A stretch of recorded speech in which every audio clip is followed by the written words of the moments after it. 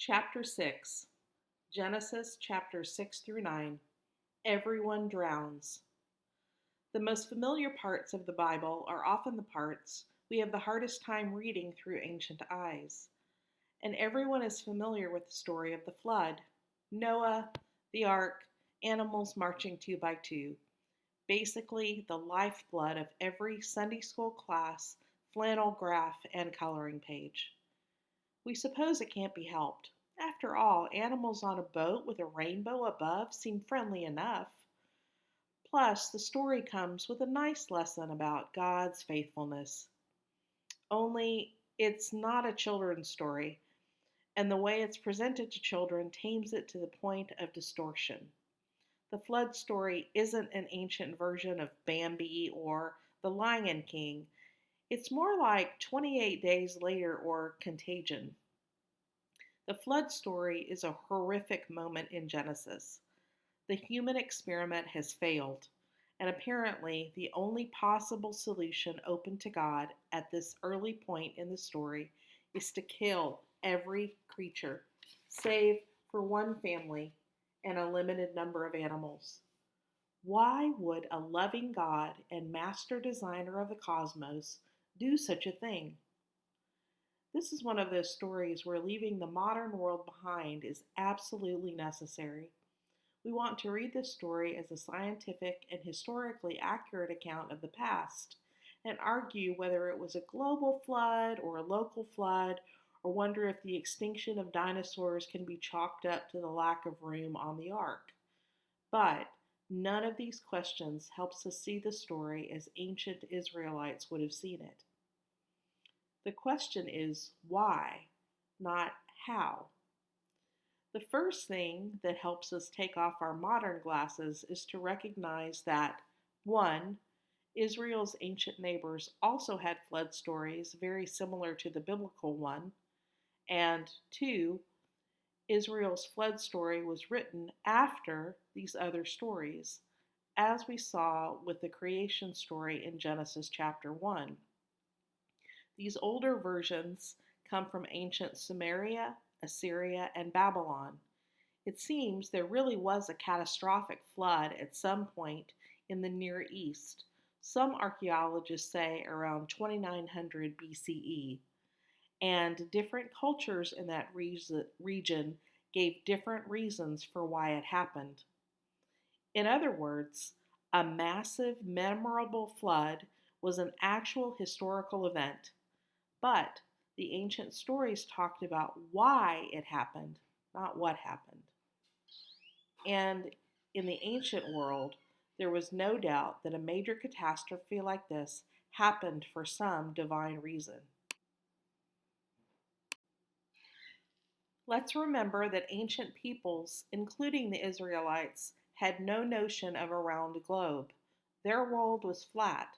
So, when the Bible says that the earth was corrupt and that the earth was flooded, we can't picture Earth as the blue marble moving through the solar system.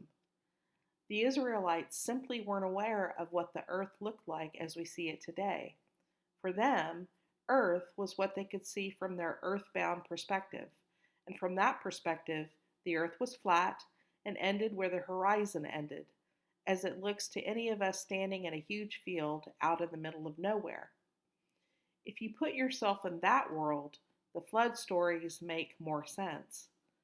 You would have seen the rains pour down for days upon days, and the rivers rising until, slowly but surely, things were covered up and people died en masse. This was the flooding of their world. For them, the flood was truly worldwide, and their world included only what they could see, what we might call the known world. As we said, the ancients were interested in why something like this could happen, specifically what role the gods played.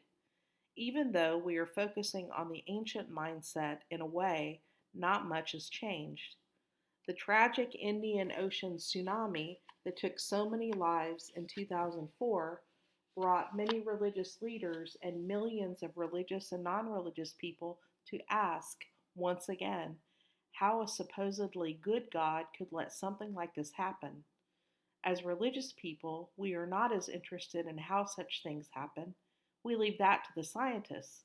We are much more invested in why it would happen in the creation of a good God. We are asking what catastrophes like this mean. Ancient writers each answered the why question differently, but there are still some similarities with the biblical story that make us do a double take. The two most relevant stories for Genesis were written in the Akkadian language, the great grand uncle of Hebrew, and the language spoken by ancient Assyrians and Babylonians. We know these stories by the first names of the main characters, Atrahasis and Gilgamesh, two very old flood stories. Atrahasis is the name of the first story's Noah figure. Why does the flood happen to Atrahasis? It's hard to sugarcoat this. The high god and god of weather Enlil wants to destroy humans because they are making too much noise. Atrahasis, with the help of the water god Ea, escapes the wrath of Enlil by building a large boat in which to save humanity. Gilgamesh, the other story's main character, was actually the name of an historical figure, the king of Uruk, who lived around 2500 BCE. The story about him, however, is not an historical account. According to the story, he is 2/3 god and 1/3 human and has regular dealings with the gods. After the death of his dear friend Enkidu, Gilgamesh takes a journey to find the secret of immortality. This quest leads him to Utnapishtim, this story's Noah figure. He has obtained immortality from the gods, and Gilgamesh hopes he can tease the secret out of him. But he tells Gilgamesh that his immortality came through special circumstances. He was the sole survivor of a great flood. We aren't told in the story specifically what led to the flood, but we are told that the god Ea had had second thoughts and told Utnapishtim to build a boat with specific dimensions and to get as many animals on board as possible. He did, and survived the flood by the grace of Ea. The similarities between these two stories and the Noah story are striking. The building of a large boat according to precise instructions and dimensions, bringing animals on board as well as the family, waterproofing the door with pitch or tar, the boat coming to rest on a mountain, releasing birds to see if the waters had subsided. Typically, similarities like these don't mean that one writer copied from another written story. Often, stories were passed down orally. They were simply in the air, and people talked about them freely and adapted them as needed. In the case of the flood story, however, Genesis looks so much like these other stories, especially Gilgamesh, that some sort of borrowing is not a far-fetched idea. The biblical writer may very well have taken some specific ideas from Gilgamesh and tweaked them for his story. All of this reminds us that reporting the facts of history is not what is going on in the various flood stories of the ancient world, even though a massive regional flood was the likely historical event that lay behind all of them.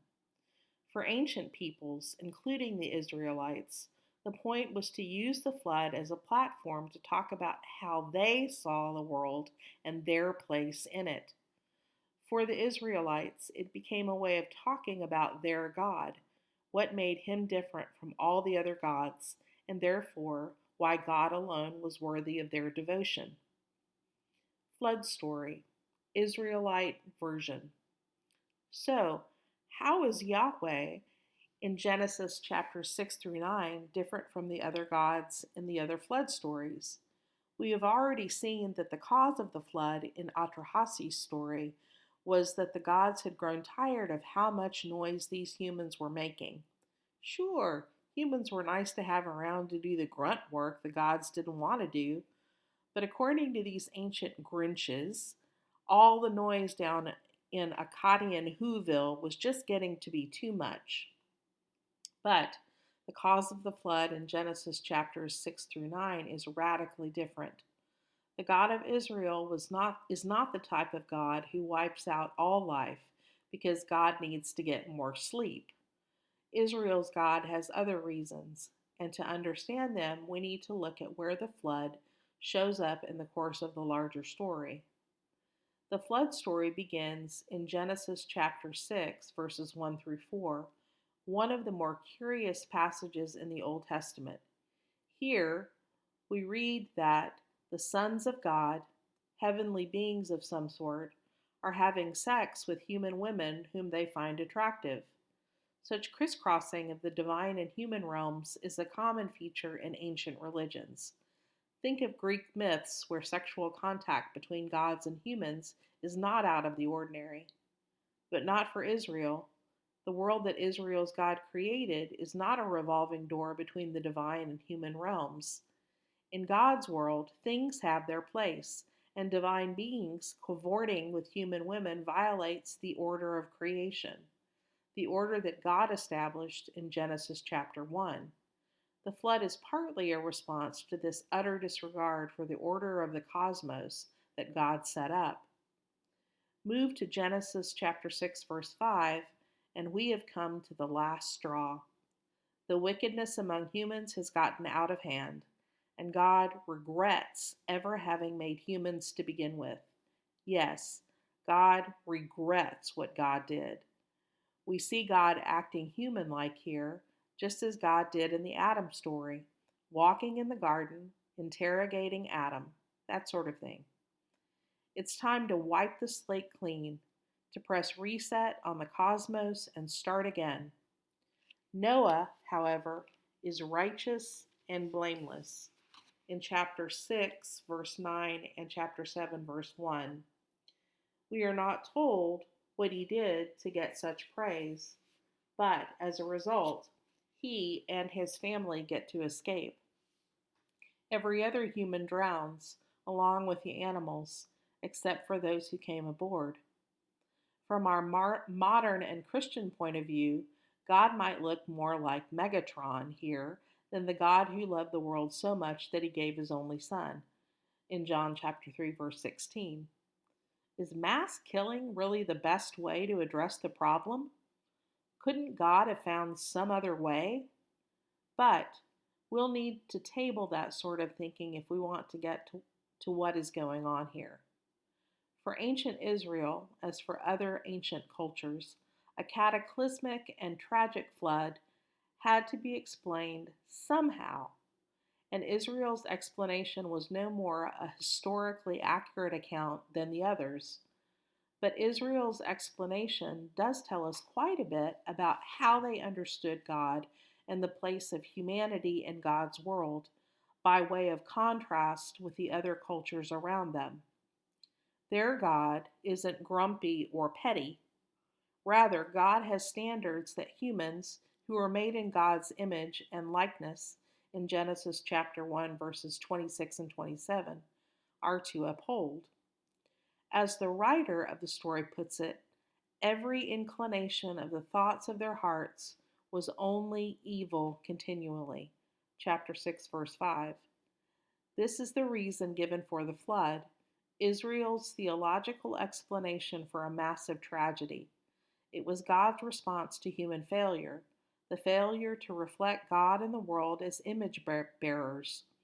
God wipes the slate clean and starts over by choosing Noah, the righteous one, as the new beginning. Noah enters the story in Genesis chapter 6, verse 9, with the third, "This is the account of" section, which will take us through Genesis chapter 9, the end of the flood story. Most people know their way around this story. God warns Noah of the impending doom and then tells him to build an ark the size of a shopping mall, according to a specific floor plan. When Noah is finished, the animals come on board, 2 by 2, as well as 7 of each of the clean animals so that proper sacrifices could be made afterward. That little tidbit should catch our attention. Where does the idea of clean animals come from? As we saw with the sacrifices made by Cain and Abel, this is a clue that the exiled Israelite audience for this story would have already understood the concept of clean and unclean animals, even though that won't be introduced in the sequence of the Bible until later. The book of Leviticus, part of God's commands to Moses on Mount Sinai, explains all of this. There are some animals God accepts for sacrifice, clean, and others God doesn't, unclean. Later, Israelite reality is read back into these stories in Genesis, ancient times, long before Moses. The story of Noah also echoes the stories of creation in Genesis chapter 1 and Adam in Genesis chapter 2. On day 1 of creation, we read of a deep, a chaotic mass of water that makes the cosmos uninhabitable. On day 2, God divides the waters above and below and creates a dome to keep chaotic waters above from crashing down on the earth, making it uninhabitable again. We don't find out until Genesis chapter 7 verse 11 that this dome comes equipped with windows, which come in handy if you're going to flood the earth and make it uninhabitable again. As we read in Genesis chapter 7 verse 11, all the fountains of the great deep, the same deep God's Spirit hovered over in Genesis chapter 1 verse 2, burst forth, and the windows of heaven were opened. The order that God established on day 2 is reversed in the days of Noah. God has reintroduced chaos. The cosmos, as it once was, formless and empty, tohu bohu. And it's a fitting verdict. God is only giving humanity a dose of its own medicine. If God's creation behaves in a disorderly and chaotic way, God will unleash the forces of chaos upon it to wipe the slate clean and introduce a new order. The flood may be, as we've seen, a morally disturbing story for us to get our arms around, and it is. But in the flow, pardon the pun, of the story thus far, it is the fitting way to address the problem. The end of the flood story also reminds us of Genesis chapter 1. After God promises not to flood the earth again and gives a sign of this promise by providing a rainbow in chapter 8, God then gives the command to be fruitful, increase, fill the earth, and dominate the rest of creation in chapter 9, verses 1 and 2. This, of course, is the command God first gave in Genesis chapter 1, verse 28, that humanity be fruitful, multiply, fill the earth, and subdue it. Noah, his sons, and all their wives are the new creation. God is pressing reset. Let's try this again. Noah is a new Adam at the dawn of a new creation. To close out the story, God leaves the rainbow as a sign that God will never destroy the earth like this again, which sounds like God is a bit sorry for having gone overboard. But, just to be clear, the rainbow is not the stuff of Precious Moments posters. The bow is a weapon, God's bow of warfare. Displaying the bow in the sky after a rain means God is hanging it up. No more warfare against God's creation. As we will see, beginning with Abraham, God will soon reveal a different strategy for addressing the problem of humanity. Wicked, evil Canaan. You might think that the survivors would breathe a sigh of relief and turn it around a bit and try harder to follow Noah's example and be righteous and blameless. If only. In a discouraging turn of events, Creation 2.0 quickly turns sour in a very weird way. After getting off the boat, Noah plants a vineyard. Innocent enough. But then he has a little too much to drink and passes out butt naked in his tent. This is not a moral lesson about the evils of drinking wine. Actually, this isn't about Noah at all, but about his sons' reactions. Noah has three sons: Shem, Ham, the youngest pronounced Ham, not like the meat, and Japheth. Ham has the grave misfortune of discovering Dad lying there naked. He goes out to tell his brothers. What an awkward conversation. His brothers have the sense to go back in with a blanket, walking backwards out of respect, to cover up their father. Noah wakes up from his drunken stupor and finds out what happened. The retribution against Ham is swift, if also a bit over the top and misdirected. When Noah awakes from his wine and finds out what his younger son has done to him, he says, "Cursed be Canaan, lowest of slaves shall he be to his brothers." He also says, "Blessed by the Lord my God be Shem, and let Canaan be his slave," from Genesis chapter 9, verses 24 and through 26. Does the act of Ham, Noah's youngest son, really deserve a full-blown curse? And why is that curse directed not at the guilty party, Ham, but at one of his sons? Why does Noah curse Canaan for his father Ham's sin? Why are Canaan's descendants doomed to be slaves? So, let's get this straight. The Canaanites, as a people, are cursed because their ancestor, Canaan's father Ham, saw his father Noah drunk and naked? Frankly, that is an odd direction to take the story of Noah. But here is another place where we have to remember that this is part of Israel's story told from a later point of view. The Canaanites will later play a major role in Israel's story as Israel's arch enemies. They live in the land God promised to Israel through Abraham, as we shall see. They are the people God commands the Israelites to exterminate after the Exodus. They are the people who will be a continual thorn in Israel's side until Israel's monarchy is firmly in place. Also, think about Ham seeing the nakedness of his father. The last time we encountered that combination of words was when Adam and Eve saw that they were naked after eating the forbidden fruit. The difference is that Adam and Eve were ashamed as a result, while Ham takes it all in stride and even goes out to tell his brothers. Remember that the shame of Adam and Eve came from the knowledge they received too quickly from eating from the tree of the knowledge of good and evil. Ham has no shame because he lacks knowledge. He is a brute. The flood story is Israel's vehicle for talking about how their God is different from the gods of other nations.